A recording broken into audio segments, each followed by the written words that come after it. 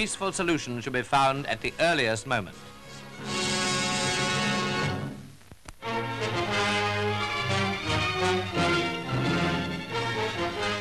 The Nuremberg trial is like a serial story, with pages of particular interest in every chapter. When the chart of the Nazi organization was displayed in court, for example, it evoked great interest from everybody present. Copies of it were distributed to the tribunal, to the prosecution, and to the defense. And some of the defendants were clearly shaken out of their assumed attitudes of boredom. As you see, Goering and Hess began to get quite excited as they peered over the shoulder of a member of the defense.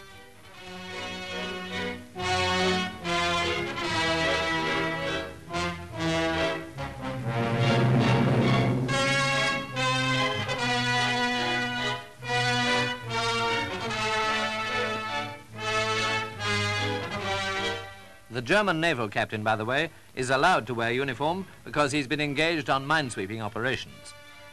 The two Nazi bosses were obviously considerably impressed by the chart. It looks pretty good on paper, they may have thought, but if only it had worked to the extent of winning the war.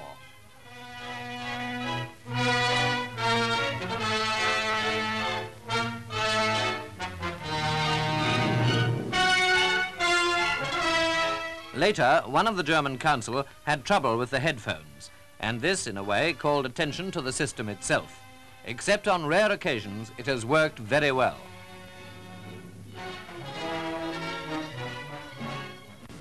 Can you hear me now?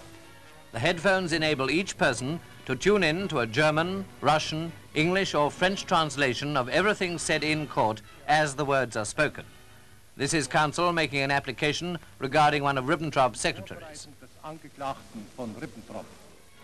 While his counsel speaks, Ribbentrop looks pensive or possibly indifferent. What Hess and Goering were talking about, we don't know. Perhaps they were discussing the merits of the novel Hess had been reading. Anyway, the real point at issue was dealt with by Lord Justice Lawrence with typical firmness on behalf of the tribunal.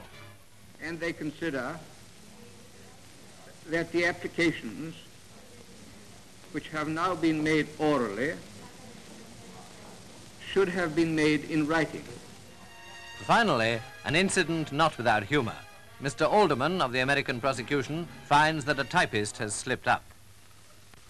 I gave expression to a typographical error that was General Blomberg instead of von Bartels. Quite right, says Goering, and adjusts his notes accordingly. He was happy again for the time being.